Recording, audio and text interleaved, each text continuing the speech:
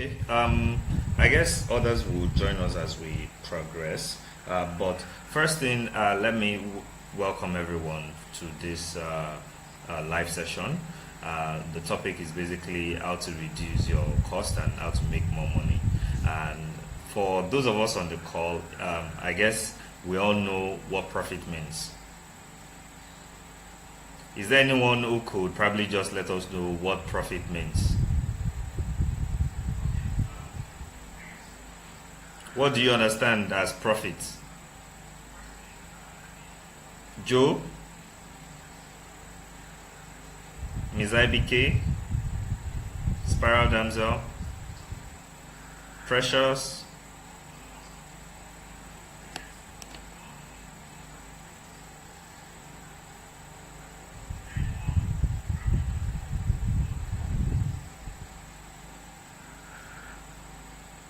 What do you understand by the term profit?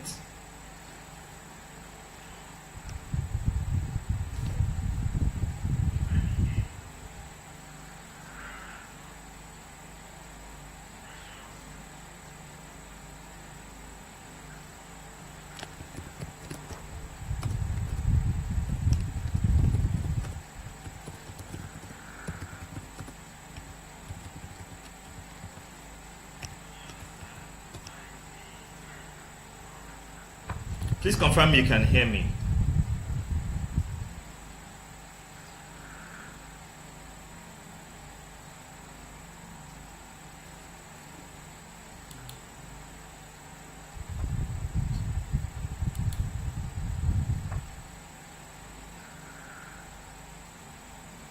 Welcome, Jonathan.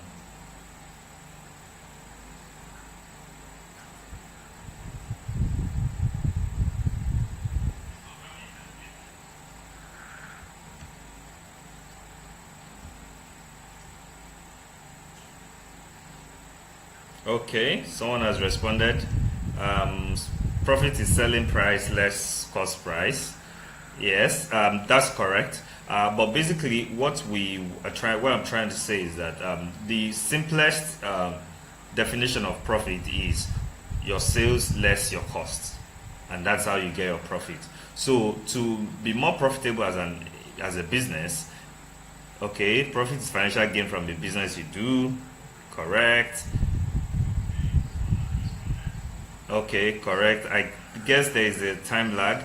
So we're all correct, and I think it's good as we all have that fundamental understanding of what profit means. Profit, in simple terms, is basically sales less our cost.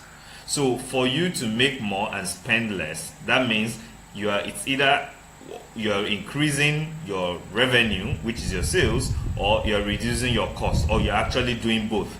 So those are the three options. You increase your revenue, you reduce your cost, or you are doing both at the same time.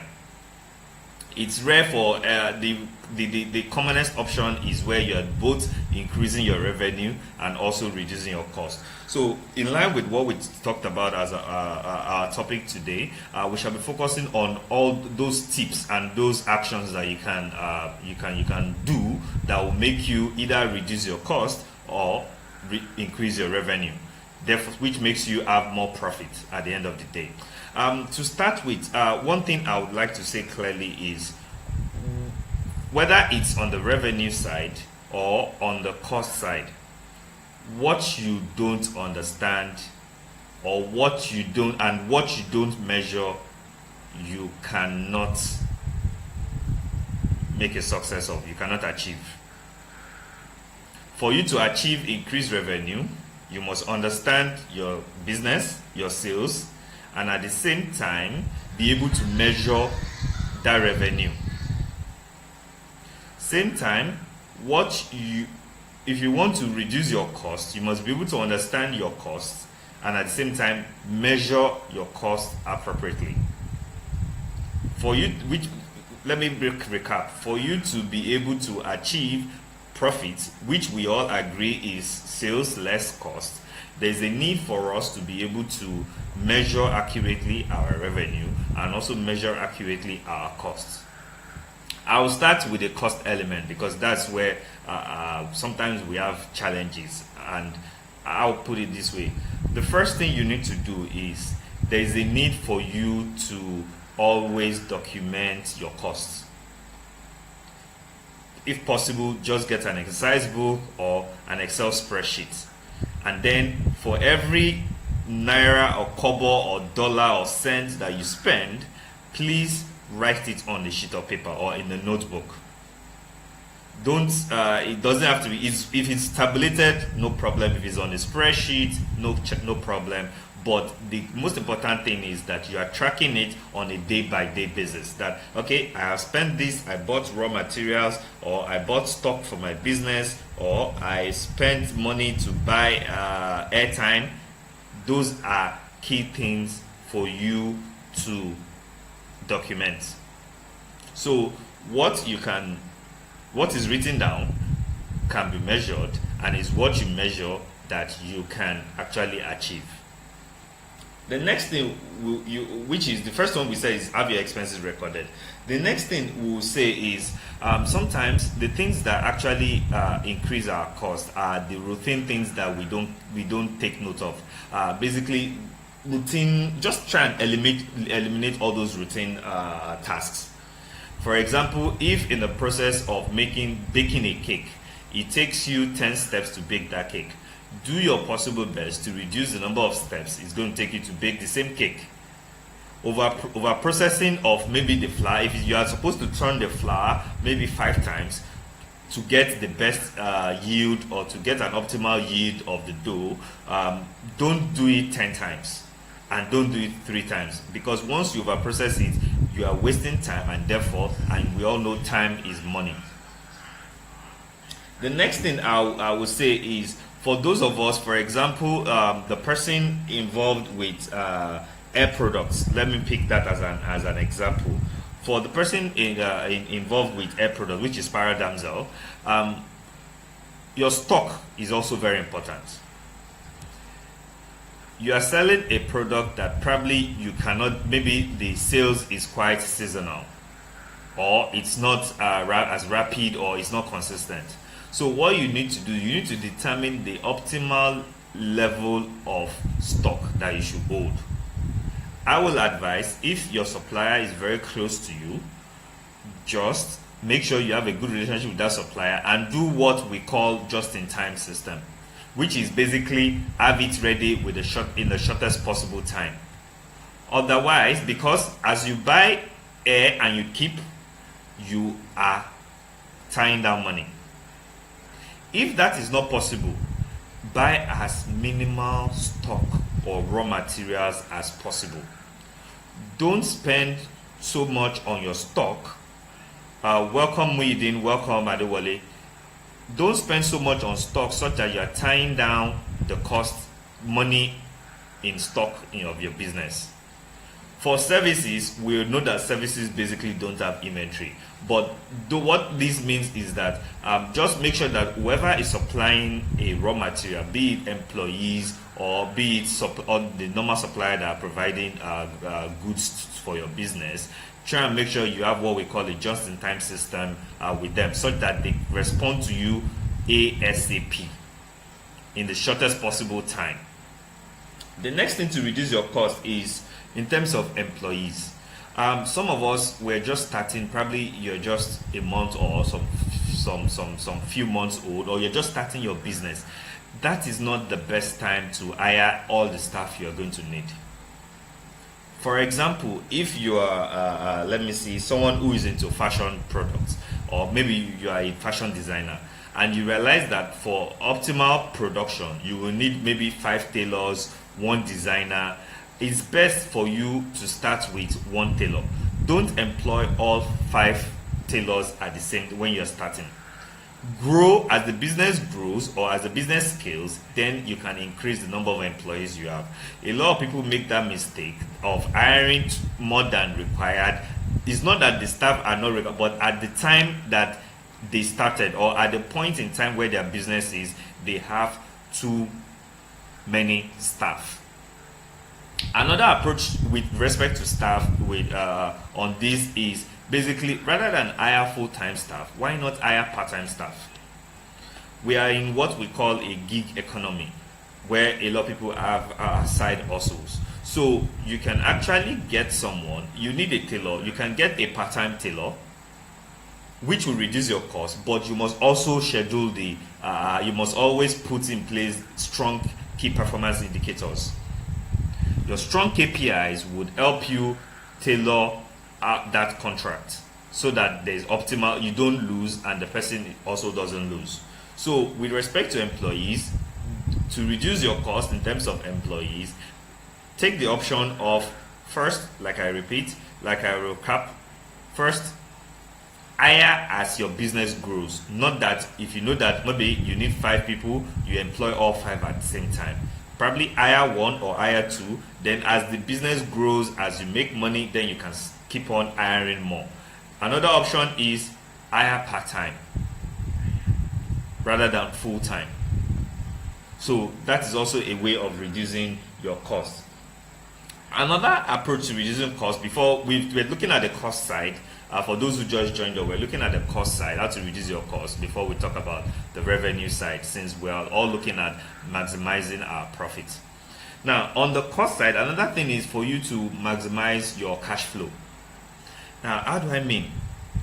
We all, depending on the customers, some industries like carpenters, interior decor, and some artisans, they generally get an advance payment. If you can get an advance payment in your business, it is going to reduce your cost, because that means you might need less money or zero money you may not need to borrow to actually implement, to deliver the work. So a way of maximizing your cash flow is basically, is it possible for whoever is receiving that product or service to prepay for the product? It may be 100%, may not be 100%. But seeking for prepayment is a way of reducing your cost, because that means you have cash at hand, you don't tie inventory down, you go to the market, you buy the raw materials, you deliver, and then you deliver the product to the customers represent. Another major area that makes most small businesses where they lose a lot is where, as entrepreneurs, we don't pay ourselves salary.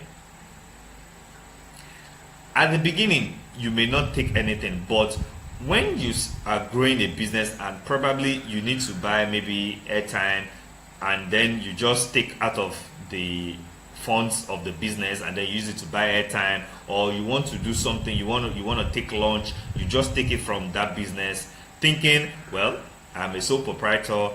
Who is the business? Who am I? We are the same. We are the same. But that is one of the ways that costs of businesses increase. The best approach is, if you're making, say, 10,000 naira or 50,000 naira a month, pay yourself a salary. The business can even owe you, if you deem it fit that, okay, the business is not yet making enough money to actually be able to pay you a salary. There's nothing wrong in you capturing that salary but not paying it in cash. So that is basically, you capture the element that, okay, it's more like an IOU, where the business is currently owing. For example, if we say Jigbadebo or Miss IBK, your business is already owing you.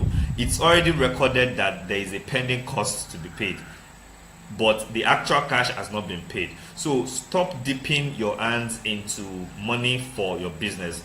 If you are the type that you collect cash from your business, I would advise have maybe a pouch or different purses, so that if somebody pays you, for example, 100 naira or 1,000 naira, make sure that probably your left pocket is for your business, your right pocket is for your own, is for you, the individual.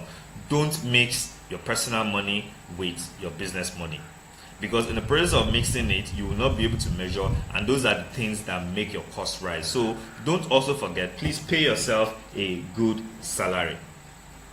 Pay yourself salary.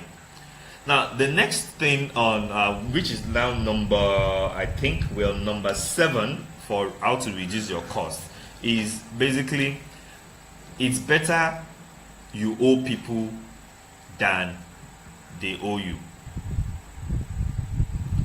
Let me recap. It's better when you have more creditors than debtors, because it means you're using the money of those that you are creditors. You're using their money to actually run your business. So that is a good approach to use. Another way of reducing your cost is basically, I would say, automation. Automation is very key. For example, and I'll paint automation and also bulk buying.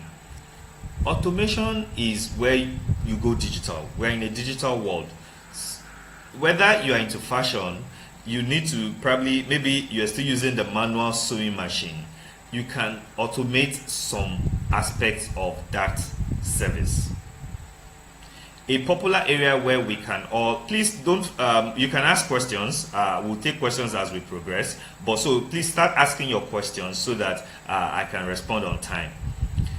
Back to what I was talking about. Please confirm you can still hear me. Can everyone confirm you can still hear me, please?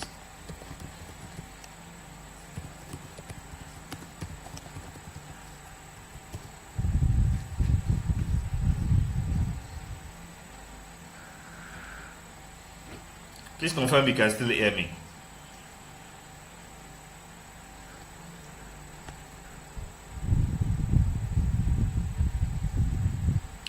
Okay, thank you.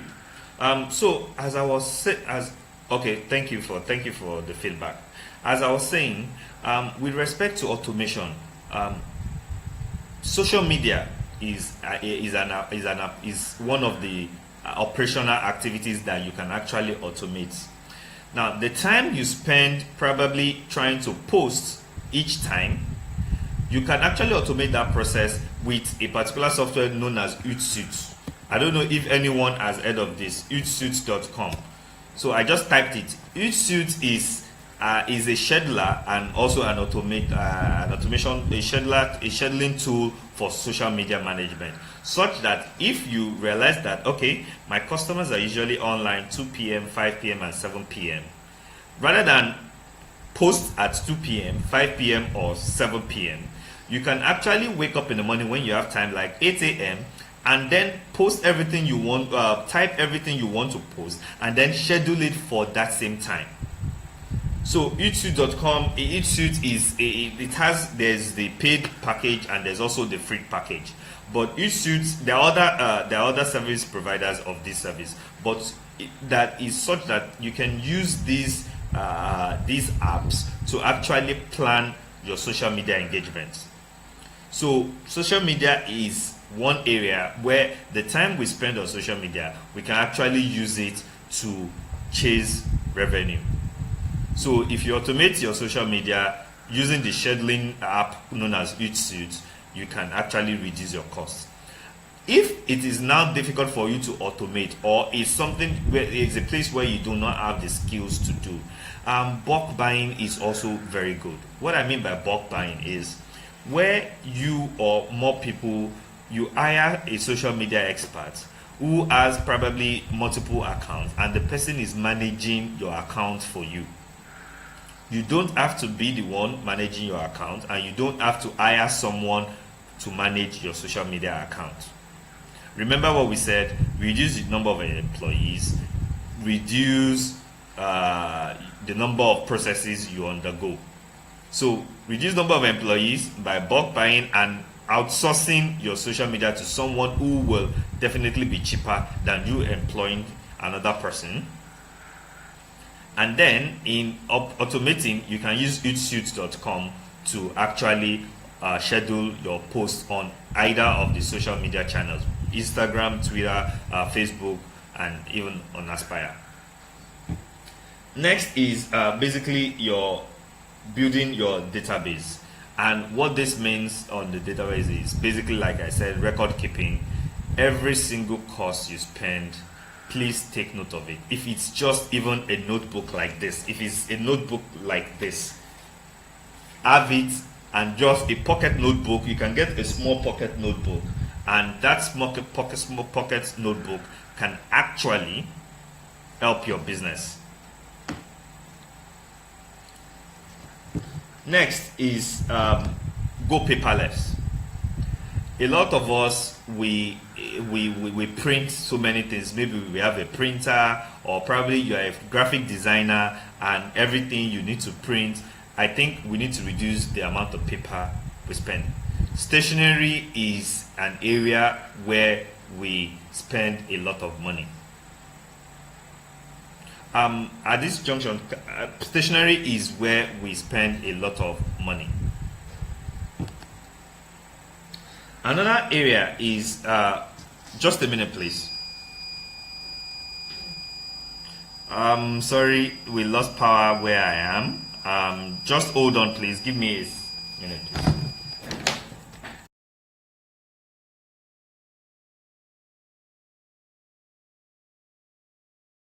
For that is one of those challenges we face doing business in Nigeria.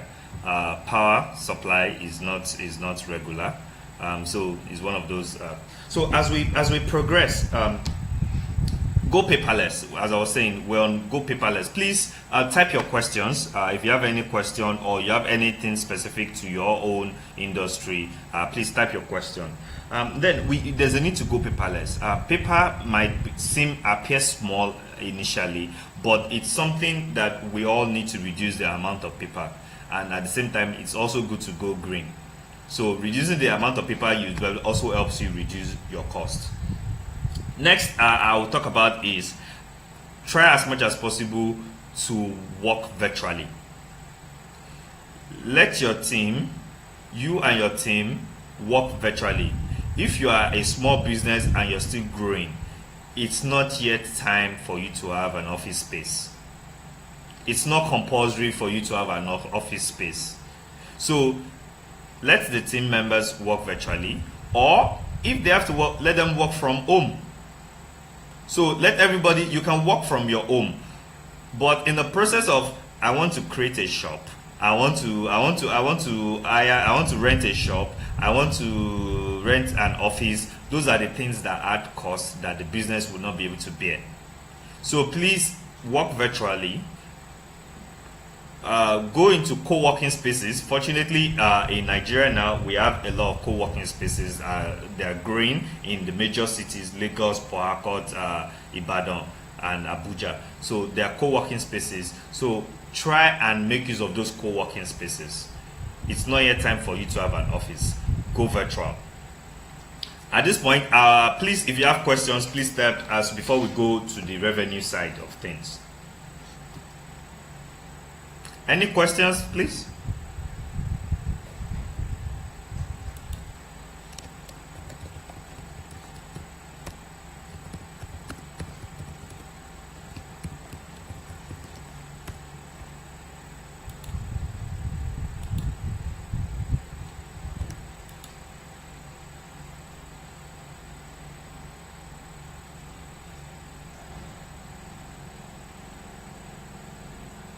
Any questions? Or we should progress to the revenue side?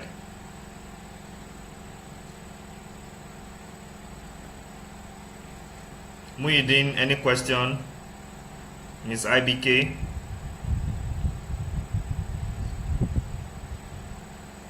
I am Adeboye, Olushino, Digbadebo, Jonathan, Ijoma, Precious Gift, Joe Anigbo, Digbadebo. Any questions? Okay.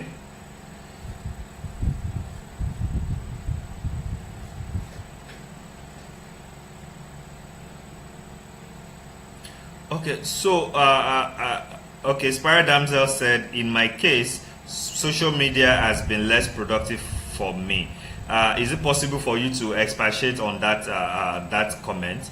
But whilst you we're waiting for you to expatiate on that comment, I'll probably say sometimes social media needs to be used very well, and we need to also realize that as big as social media is, the offline business is still very important. We're still dealing with human beings here. So we cannot create a whole virtual world. It's a gradual process. We cannot create a whole virtual world on social media. It's offline business. It's best you have an offline element to your business, and the online will now support it. Okay. So I don't know, Spire Damsel, if you can probably expatiate on your question. But one key other thing before I take the next question, social media has been less productive for you, is I think you need to also don't use what they call a scattergun approach. Be quite focused on your social media postings. You need to put it at certain time. Make sure your social media handle is a business page, not personal. There's a part, for example, on Instagram, you need to actually change your handle to a business page rather than a personal one. Now, if you change it to a business page, you can see the statistics of those who follow you, and then you can know the time. You can know the time where you can know the time where they come online. So Spire Damsel has also responded. One-on-one is where I make my sales of getting a space, but I want to reduce costs too. I don't know how long you've been in business, but if one-on-one is where you make your sales, I will advise probably you hold on getting a space. If you're selling air, is there enough volume of air to be sold that would cover the cost of rent, that will cover the cost of lights, that will cover the cost of your salary, that will cover the cost of the social media management? So that is how you need to know when it's time for you to get on. When your business grows and it has outgrown any space, then you will know that it's time to get an office or to get a shop. Let's not rush into that mentality of getting a shop. It's good, you have branding, but I think what can happen is you can run your business from your house and then use social media as like the advertisement to create that awareness that you exist.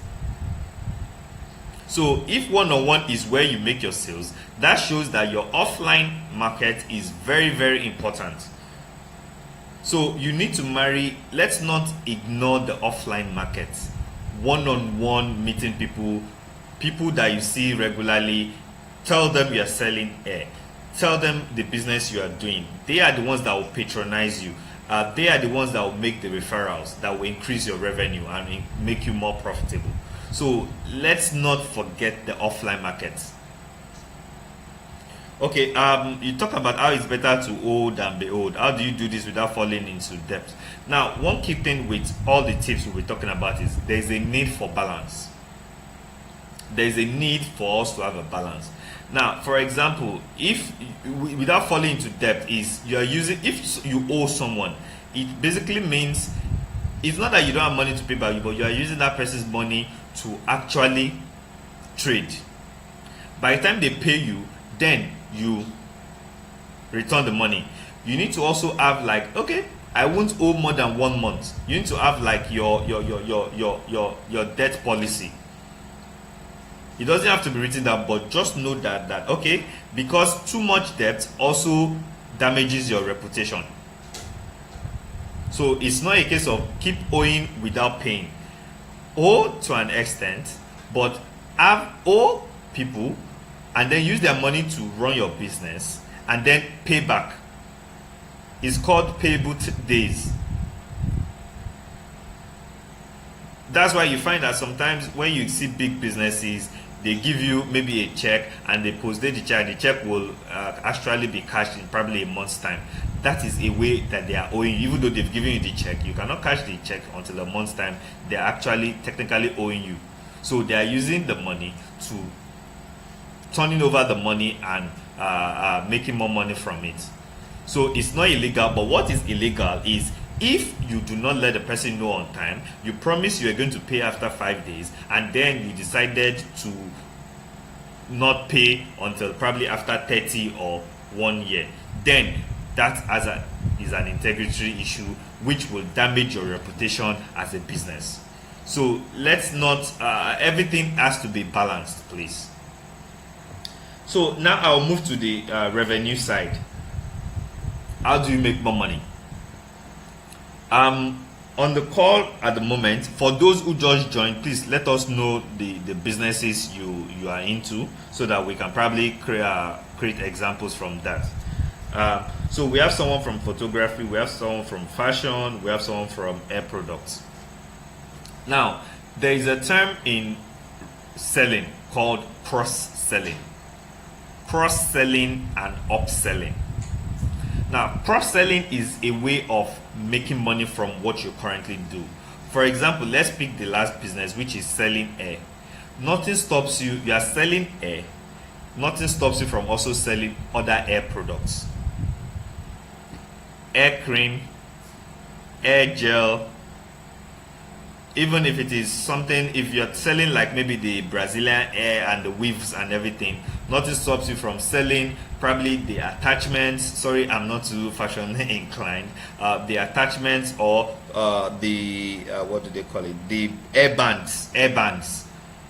So you need to, that's cross-selling, a complementary product to your own product.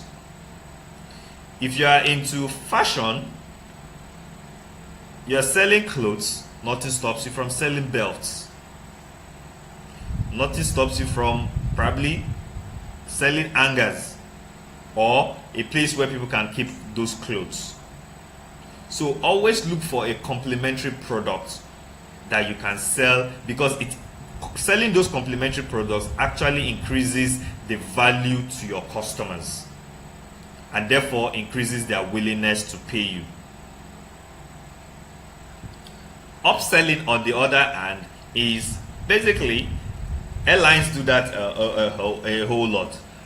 Probably somebody wants to buy an economy, and then they let him know that, okay, if you pay additional maybe 50,000 or 100,000, we can upgrade you to premium economy or to business class. That is upselling, where you offer someone a higher valued product from your own, in addition to what you're selling. And if you also go on to Amazon, they do both upselling and cross-selling. If you've ever been on Amazon, that's where Amazon will say something like, okay, the people who bought this book also bought so and so. The people who bought this musical CD also bought this Beats by Dre. Amazon does that a lot, both upselling and cross-selling.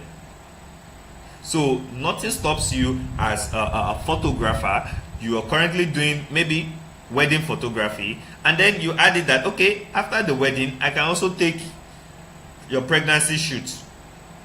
I can take first year and wedding anniversary. I can take for your first baby. So you lock down that transaction. Probably you never know how long it will take to have a baby or to get pregnant. But if it's even for the first year anniversary photo shoot, you can say, okay, as part of your package, once you do the wedding photo shoot, you also give them a discount and tell them, okay, I would add, let me also take your first year anniversary photo shoot, and then you get everything. You can get paid some amount in upfront, or even if you don't get paid for that element, but at least you've added sales. So let's not forget, price times quantity makes the sale we are making. Remember what we said, profit is sales or revenue less our costs. We've talked about reducing our costs. Now it's time to increase our revenue. Now revenue is basically the price of what you are selling multiplied by the number of things you are selling, the quantity of what you are selling. So you need to work on either how you're going to increase that price or how you're going to increase the quantity. Sometimes you reduce quantity and then you increase the price. Sometimes you reduce the price so that you can increase quantity. We all have to learn how to play with those parameters depending on your market. Next, we'll be talking about staying visible and connected. Now, this is where social media helps. There is a need for you to let those who patronize you be aware of your product.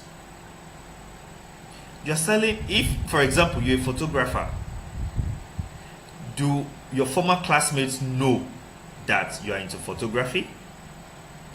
Do your friends, your colleagues, your family members, do they know that you are into photography? You're on WhatsApp, you're on Instagram, you're on Facebook, in your personal space. Do those, and you have probably 1,000 followers on Facebook, do they know you are into photography? There is a need for you to be visible. We need to stay visible and connected. Build that trust, and then people will come to you. Wherever you're going, probably you are invited for a wedding or for an event. Even if you were not paid to be the cameraman that day, take your camera, take people at random, and just say you're doing for fun. And in that process, by the way, please have your complimentary card ready. I know someone who was invited for a wedding.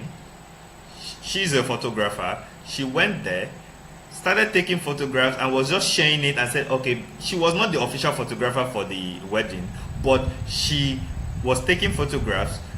Nobody would tell you not to take photographs.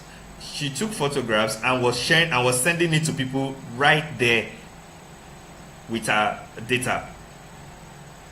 And therefore, also, as she was sending it to them, she was also handing them the complimentary cards.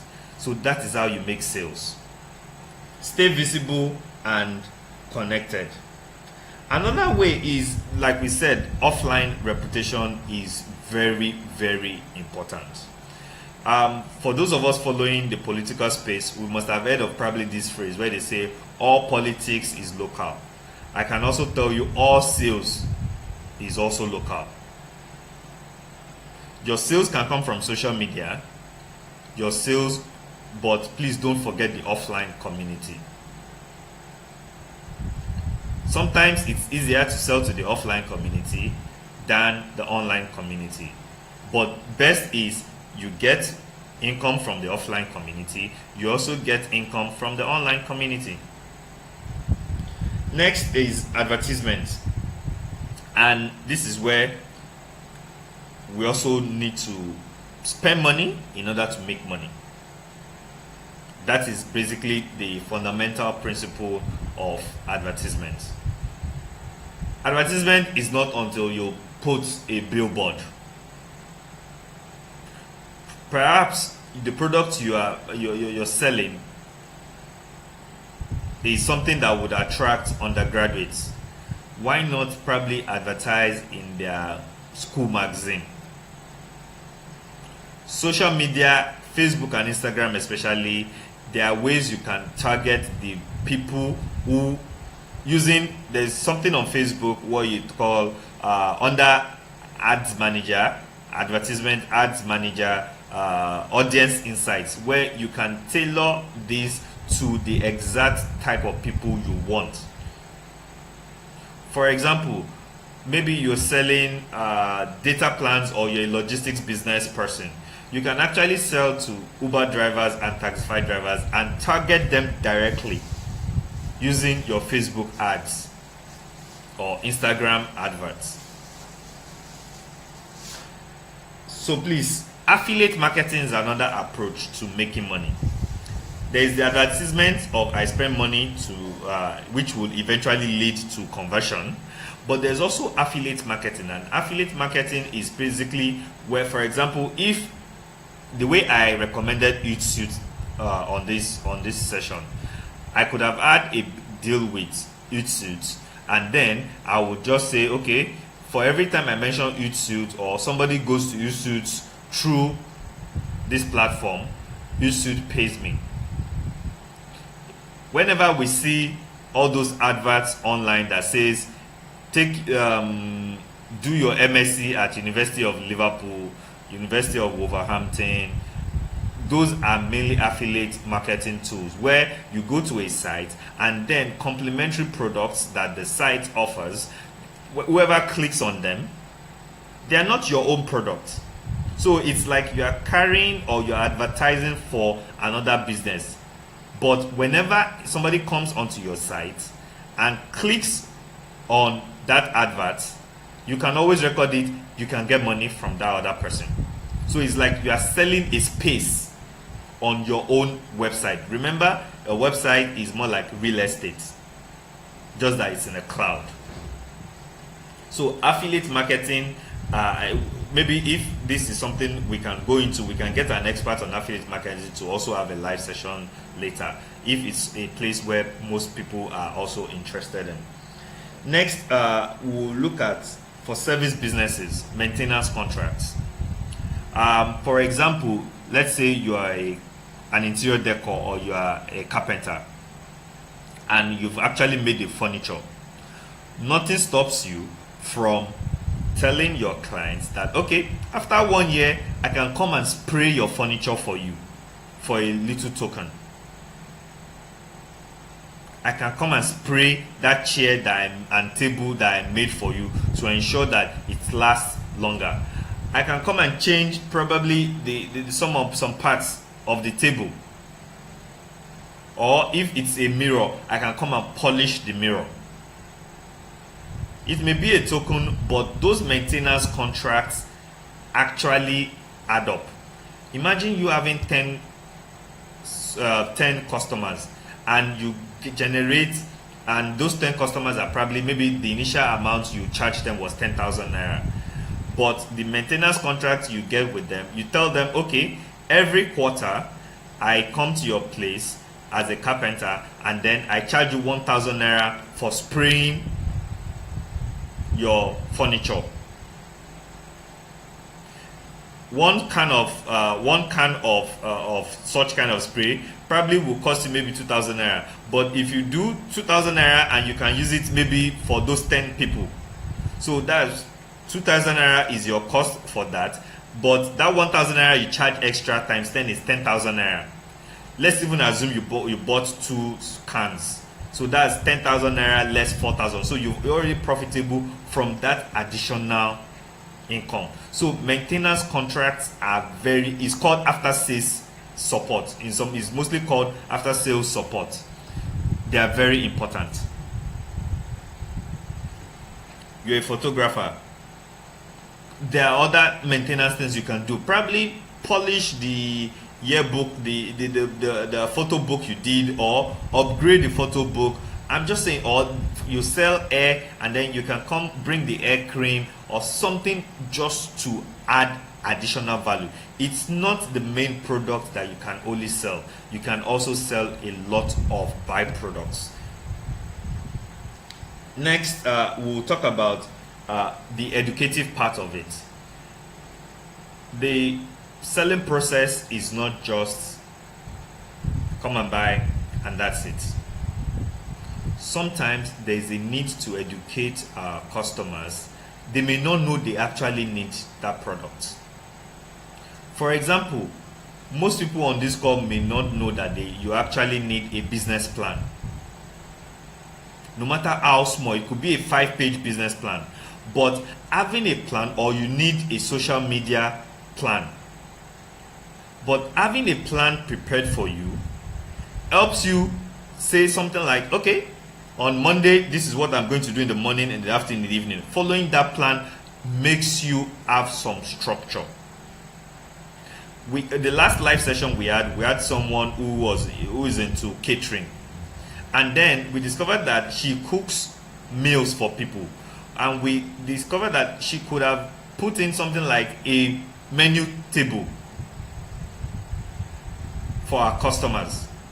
So educating your customers is also part of the sales process. Letting them know, because sometimes we need products that we don't know we actually need. Most of us, that has happened to us.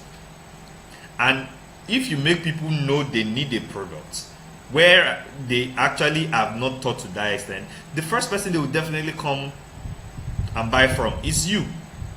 So that educational aspect is much needed. For example, I'll give my a personal example. Some of you may see I'm balding, and then a friend was just talking about, okay, some hair cream and something like that. Somebody sent me a way to manage your hair if you have a receding hairline. And then in that process, when I needed to buy something, maybe cream to help with my receding hairline, it was that person that came to my mind. Why? Because that person had educated me on how to take care of your receding hairline. You can do that for your photography business. You can do that for your fashion business. You can tell, for fashion, for example, you can tell someone, Harmattan is coming. Harmattan is coming, how to dress properly for Harmattan. And then you also offer them thick clothing, cardigan, sweater. Or this is what is raining now. It's now time for people to wear jumpsuit. Jumpsuit is what you can wear if you are going maybe for an event. This type of event, is better you wear a jumpsuit, or these are the colors that go with this type of event. As you are educating them, when they need to make that purchase, they will come to you that, can I please have that black dress that you talked about, that I have maybe a black tie event. Can you please get me a black bow tie or an Ankara bow tie? So those are ways we can make extra money. Now another, which is, like I said, educating people. Going to we're now on number 6 for the revenue tips, and there we go into, if you have employees, make sure everyone is a salesperson. It's not only you, the entrepreneur, that is supposed to be selling. Can everyone confirm you can still hear me, please?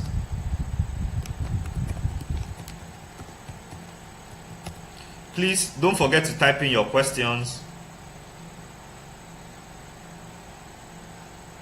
Thank you for the emoji. Thank you, Ibukun. Thank you, IBK. Thank you for that. So please keep typing your questions.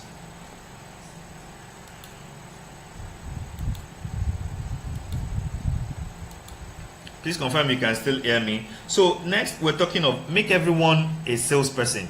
You have 2 employees or 3 employees. The fact that probably one employee is involved with is the tailor, one employee is the designer, and you are the entrepreneur, does not mean the person who is the tailor cannot bring in new clients. All you need to do is give them commission and tell them, okay, we might all be fashion people, but you are an operations person, like a tailor. You are the actual person that is sewing the clothes. But if you bring in a customer, I'll give you 10% of the profit on that transaction. So make sure every member of your team is also a salesperson, whether it's in their job description or not. If it's not in their job description, put it as part of their job description. Whether if you are cooking, if you're a caterer and the people cooking and you think it's not only you, the entrepreneur, that is selling, let them also sell, because we all live in an environment. They have neighbors, they have friends, they have former classmates, they have family members. Imagine they selling to those people too. Thank you, Ayodeji. So imagine they are selling to those people. So that is a way of increasing the quantity. Remember our formula: profit is sales less cost. We've talked about cost. Sales is price multiplied by quantity. We need to increase price or sometimes reduce price, but quantity, we need to increase our quantity. So we are giving tips on how to increase this quantity.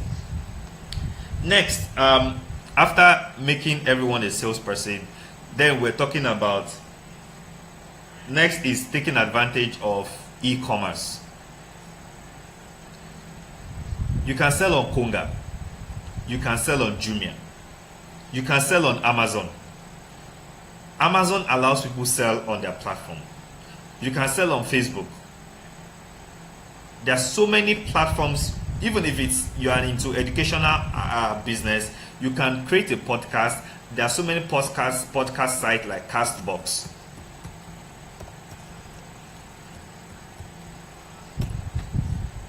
where you can actually sell your products. So it's not only the word of mouth sale, you can also sell on e-commerce sites or even create your own e-commerce site.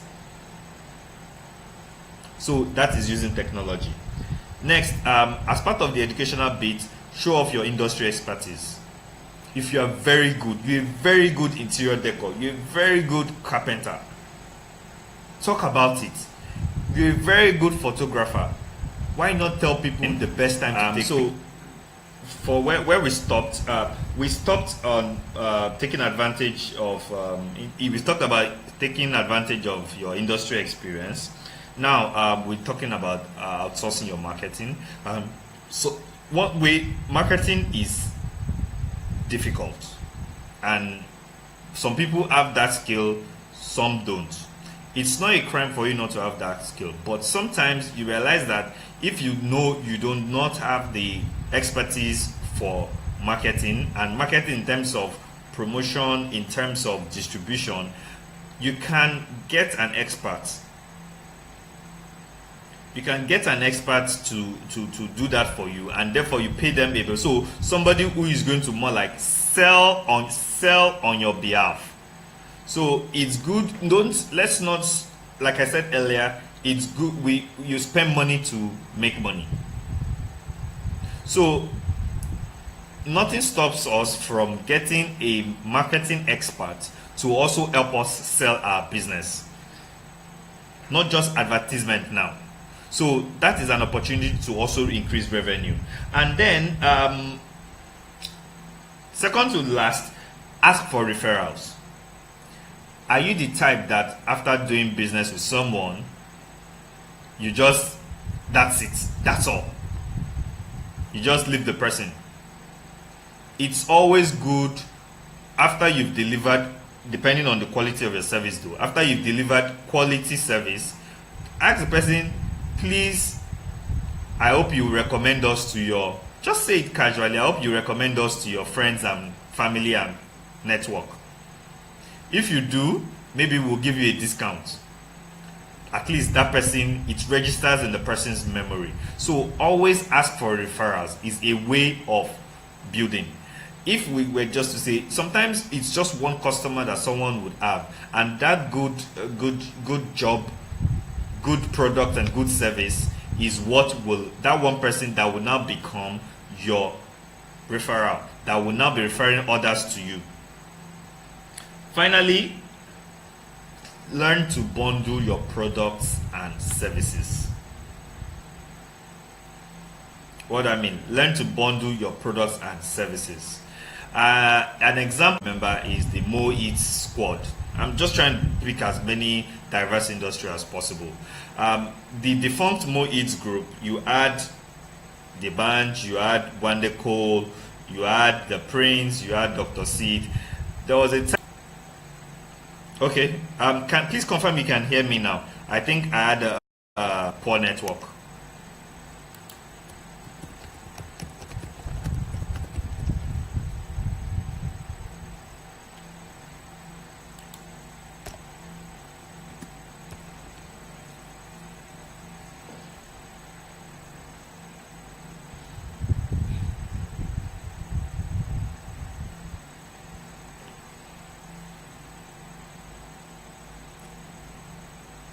Can you hear me? Okay, thank you for that. Thank you for that. So, like I said, bundle your products and services together. For example, the Mo Eat squad. Sometimes you have people that you work together, or you have products that you are all together, or you have products that are alike. Sometimes it's good to bundle them. For example, on the street, the woman who sells, is more like you are even cross-selling. The woman who sells bread, you find them, they also sell butter with it. They also sell probably a wagon with it. They sell something with it. So sometimes it's good to bundle those products and services together. If you're selling a product, there might be an after sales support with it. Bundle them together as one, and then probably if the cost of the product is 1,000 naira, the cost of the service is maybe 500 naira, you can bundle them together and sell them for 1,200. It may be slightly lower with the bundling, but you are guaranteed of selling more quantity. Remember, what we said is profit is sales less cost. For cost, we need to reduce the cost. For revenue is price multiplied by quantity. Either we increase our prices, or we maintain price, or we reduce the price, but quantity is always where we can actually play with. So at this point, I would like to take questions and comments, feedback on this. So if you have any question regarding your business, please, let's just have a short discussion. And hopefully by in 6 minutes time, we'll end the call.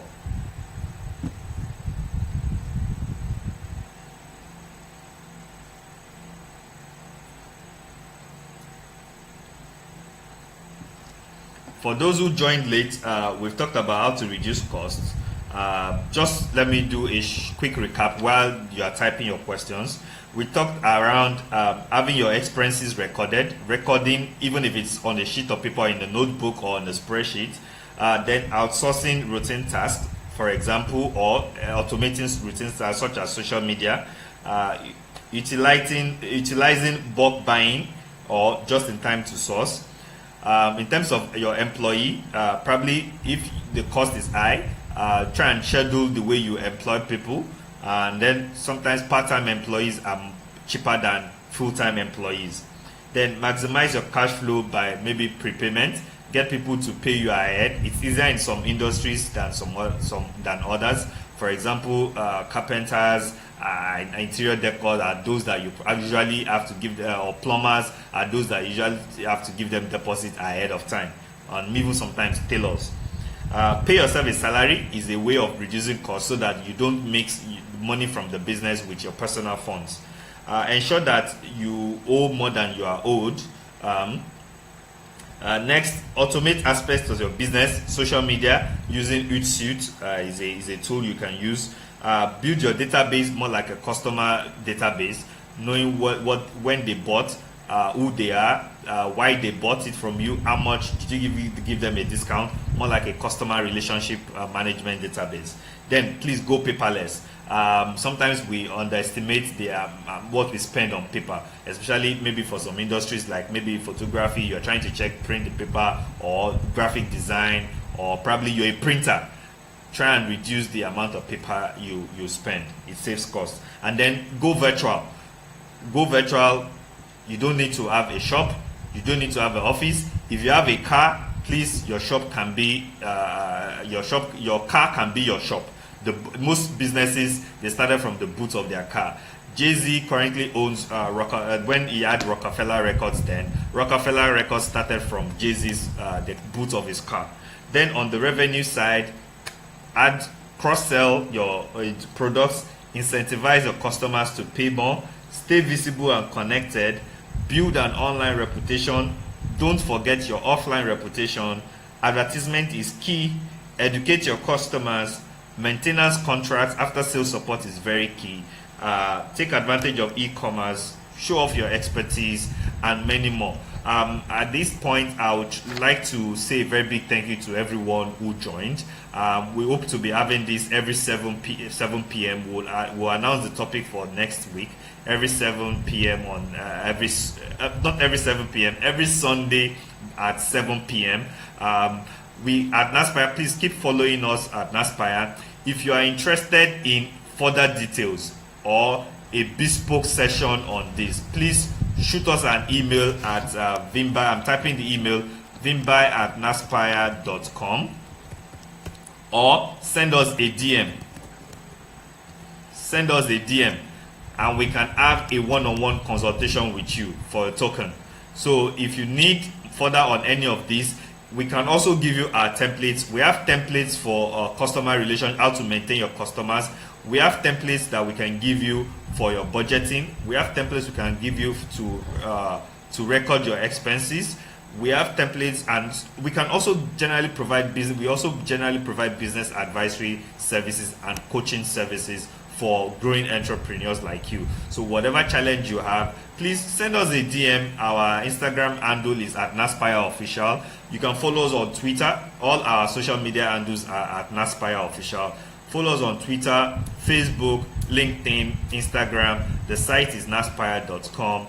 And my name is Tunji Adegbite. Until next time, please keep following our page. We would love to have your feedback.